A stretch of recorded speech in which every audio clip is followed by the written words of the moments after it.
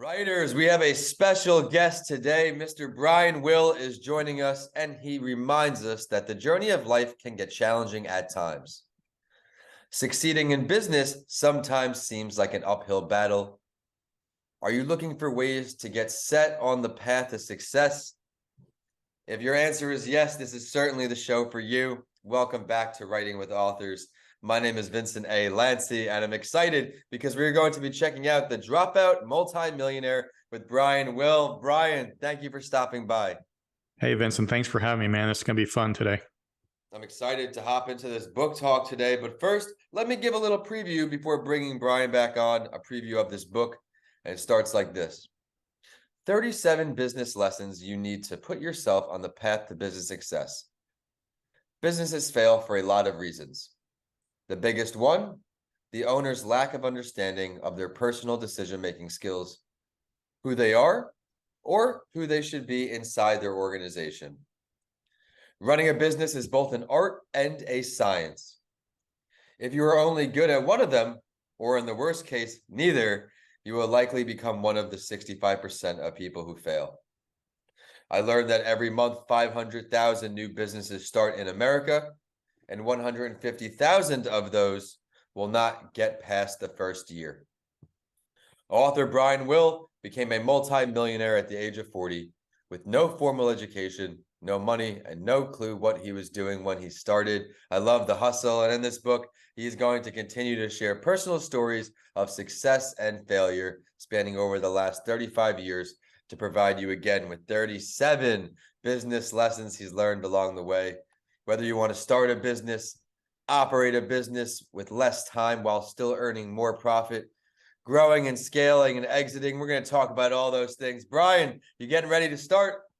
Let's rock and roll, man. I'm ready to go. Let's rock and roll. So we have this book, Multi-Millionaire. We just hear your background a little bit, how you really hustled, you grinded, you found a way. How did this all lead to a book? You know, first of all, I want you to know that I won the 8th grade creative writing contest at my junior high. So that's my first taste of being an author, right? But the story goes that, you know, I've done so many things and reinvented myself so many times in life and different types of companies, and I've succeeded big, I've failed huge, had all these experiences, and people kept telling me I should write this book, you should write a book, you should write a book. Well, back when my kids were in high school and they went to this private school, right? This private school used to overload these kids with homework. My daughter would be up until 1 o'clock in the morning, frequently doing homework. So I get up and I would always have this argument with her. I'm like, honey, you need to go to bed. You need to go to bed. You need to go to bed. So one night I get up, it's 1 a.m. She's in the kitchen studying. And I said, honey, go to bed. And she said, but daddy, I got to study. And I said, honey, grades are not that important. You need to go to bed. She goes, yes, they are. You're not supporting my educational goals. Now, I got to backdrop this with, we're living in a 10,000 square foot house. I got a Hummer, a Benz, a BMW in the garage, 2 motorcycles, a lake house, a beach house, and an airplane, boats. We have achieved the American dream at this point. And I failed out of high school. Got kicked out my junior year, ended up graduating with a 1.2, never went to college. And she says, Daddy, you're not supporting my educational goals. And I said, honey, if education is that important, how do you explain me? And she said, you know, Daddy, we were talking about you in school the other day. We had a whole discussion about you. And we decided you give the dumb kids hope. Now, I thought, you know what? That's the title of my first book. So my first book that I wrote was called I Give the Dumb Kids Hope. And it's business and life lessons on how to take your life from despair to a multi-millionaire. That's pretty funny. That's funny. And that's how I wrote the first book. That's where it came from. First-hand experience is just carrying over, coming from unfamiliar places. And you have that conversation where someone like me, I love to learn, career learner. It is not the sole indicator of success. It is not the sole reason that's going to say you deserve things in life. I mean, Nope. I've heard that from another guest. Not recently, their kid does this insane amount of homework. They get sent home with this incredible amount of homework, and it's a lot. It's a lot. It's overwhelming as an adult to hear about that much work that they've been given. Especially since I know I couldn't do it. Like I stopped doing my kids' math homework in the 8th grade. It was just beyond my comprehension. Right. Well, you've come a long way. We heard about how these books got started. Can we talk more about the latest now? Dropout Multi-Millionaire. Maybe preview one of these 37 lessons for everybody. Yeah. So when I finished, it's funny, when I finished the first book, and there's a whole story behind how I write and all that stuff we'll get into in a second, but I'd finished the first book. I was out in Park City, and I remember finishing the draft of the manuscript, and I went to lunch or dinner, and I was sitting at this place called Wasatch Brewery at the top of Main Street. I love Park City. And I thought to myself, I'm not done. I just wasn't done. There was more in me that needed to come out. So I sat at dinner and I put down like 100 ideas into my cell phone. And I went back after dinner and sat down on my computer and built my first outline for book 2. And this one went from the first book being more personal with a little business. This one ended up being pretty much 100% business. Right. Really geared towards, you said it earlier, though, there's 500,000 people a month that start a business. That's 6 million people a year. And if we know that 70% of them are going to fail, that means 4 million people a year are starting a business and they're going to fail. And what I have found in my career and consulting and the training I've done for the last 30 years is they all fail for basically the same reasons. And none of them are technical in nature. And this is the key. You know, if you're a plumber, business isn't going to fail because you suck at plumbing. Your business is going to fail because you suck at being a business owner. And that's the part people don't get. They always confuse technical skill with mindset skill. And without learning the mindset side of it, the soft skills, your business has very little chance of succeeding. So that's kind of what we get into in the book. And there's 37 of these lessons, and I lay it out through personal stories because, as I like to say, every story I tell you about avoiding failure was a failure that I actually did. I'm not telling you theory. Like, I actually did get in trouble with the EEOC. I actually did get sued by an employee because I called him a subcontractor instead of an employee. I actually did get, sued by the state revenue board because I wasn't properly paying taxes. I made every single one of these mistakes. And if you'll read through the book, you'll see more what not to do as much as what to do. So that's kind of the tone the book took. I love it. I love the whole idea of the book because you're giving back to your personal experiences. Pretty much all of these things I do, even this show right now, we're trying to help people on their writing journey. I think we're going to have to do a book exchange because I think this is really, really cool. I want to learn more about you. This is a preview, obviously, to that entrepreneur show. We're going to learn all of that behind the scenes. But I wanted to backtrack a sec. Did you say you got sued for calling someone a subcontractor instead of employee? Just the words? Yes. Yeah. Well, most, and we're getting into the business side, but the majority of people who start small businesses think, well, I'm just going to pay my buddy as a subcontractor, and that's okay. The problem is the law states that if you provide a place to work, if you provide his tools, and if you control his time, in other words, he has to be there from 8 to 5 or she has to be there from 9, then that is an employee. And if you treat them as a subcontractor, you are operating illegally.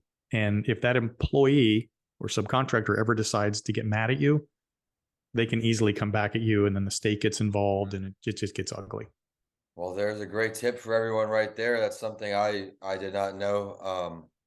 Well, at least you persevered. You found a learning lesson in it, and you found a way to move forward, paid it forward with your experiences. And everyone out there, take that away. Take that as a preview to the book. Stick around for just a few more minutes to the end of the show, and we'll find out exactly where to find that book and where to say hello to Brian. But before that, we're going to ask for some advice here. What are 2 pieces of writing advice you can offer to everyone out there, whether an aspiring writer or already a published author?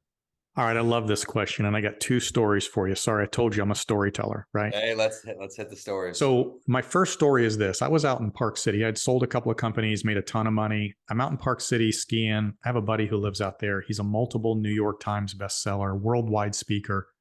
Just this is the man, right? And I remember I was out there, his name's Paul, and I was having lunch with him. And I said, Paul, I think I'm going to write a book. And he said, okay, why? And I said, well, I want to tell my life story. And now Paul's a very direct guy, right? And so he looks at me and he says, who cares about your life story? Who's going to read it? What's the point?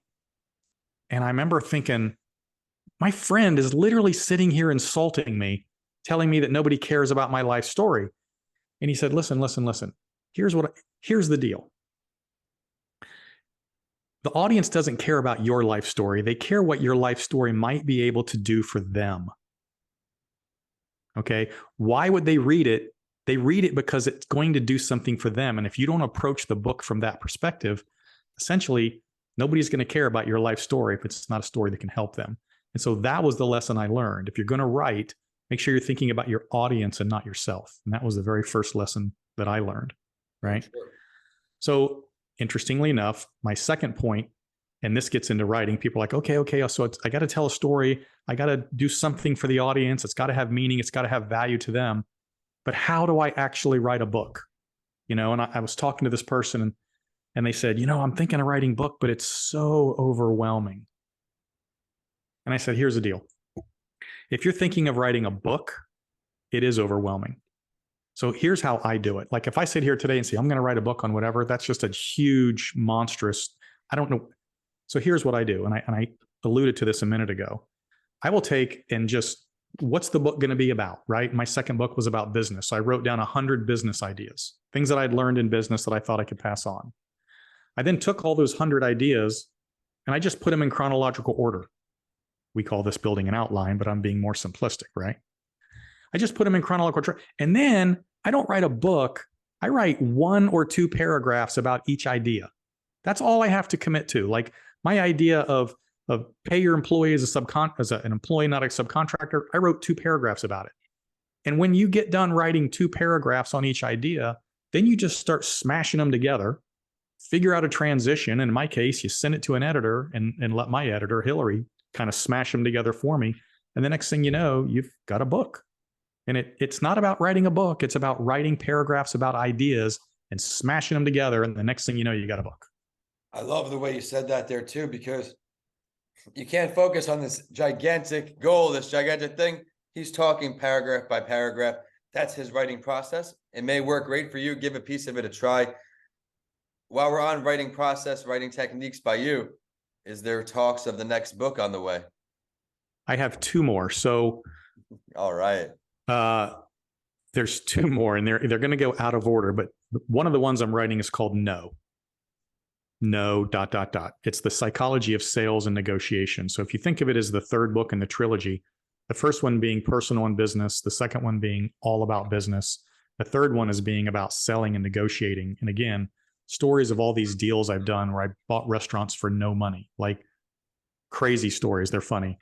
So it'll be the 3rd book in the trilogy. It'll be out probably end of this year. And then along the way, so I hate to get off my personal expertise and topic, but I've been single for about 10 years now. And so I've done a fair amount of dating. And I've got some of the craziest dating stories you've ever heard in your life. And I know all these single women who have the craziest dating stories. So literally the next book coming out, which will be out in about 90 days, is called Dumpster Fire Dating Stories. And it's he said, she said, dating over 40, right? So like chapter 1 is she got shot. Oh my God. Chapter 2, she threatened suicide. Chapter 3 is the female side, he pulled it out. Just, you read those titles and that makes you want to read the chapter. And that's kind of the point of the books. They're all going to be hilarious stories about dating. And actually weirdly enough, had a literary agent in California call me about the Dropout Multi-Millionaire. And then when I told him about this one, he said, I'm more interested in that book because that sounds way funner. I like what you just brought up there, literary agent. Let's talk more about that, the process you're using with these agents for everyone out there who has these hopes. So interesting enough, I did not use an agent for the first 2. I probably will not for the next 2. I had a referral to this agent. So he called me. He's a Hollywood guy. Yeah. But, we have a publishing house we use that I helped kind of found. We made the Wall Street Journal bestseller list with the Dropout Multi-Millionaire as well as USA Today. Did that on my own. The literary agent is interesting because they want to know how I'm going to market it, how I'm going to get the appropriate number of sales. And if I'm doing all the work, why am I giving him 70% of the book? What? I don't get it. So maybe I found the wrong agent, but he is a big shot literary agent. So I don't know. I didn't see that they were bringing anything to the table that was going to help me. I was looking into some too. I was more looking for someone to market my book and do exactly that side of things. I misunderstood what a literary agent was. They want to review the book and take the book for control, essentially. Where me, I've done the writing already. I've done the editing. I've got the book. Book is produced. So Glad to hear we battled similar adversity there. I've been trying to get on these book websites, book reads, Goodreads, these sites that can magnify the book. Obviously Amazon, there's how many books on there. And you know what's interesting about the literary agents, and by the way, we've sold about 17,000 copies of the book, The Dropout, which is not bad. I'll probably hit 25,000 this year just through our normal marketing. But you know, once you give it to a literary agent, they technically own the IP inside your book, which means you have to get permission from them no matter what you do. And unless you've cut a deal, they're going to get paid on that idea if it turned into a movie or whatever. So you're literally giving up the rights to your story for some small advance. You know, unless you're J.K. Rowling or you're Tony Robbins or something like that, I haven't figured out why a literary agent works for me. I've heard the same thing with publishing companies, where the past, before self-publishing became so rapid with Amazon and all these services, you needed a publishing company, but they own the rights to your book. They can change things, they can move things. And for me, I'm not into that. I want the message getting out the way I intend to make a difference in that way. This has been a great episode. Can you please share your website, where to find the books, all things Mr. Brian Will? Yeah, so both books, The Dropout Multi-Millionaire and I Give the Dumb Kids Hope, both of them are on Amazon, obviously. The easy way to get information is to go to my website, which is www.brianwillmedia.com.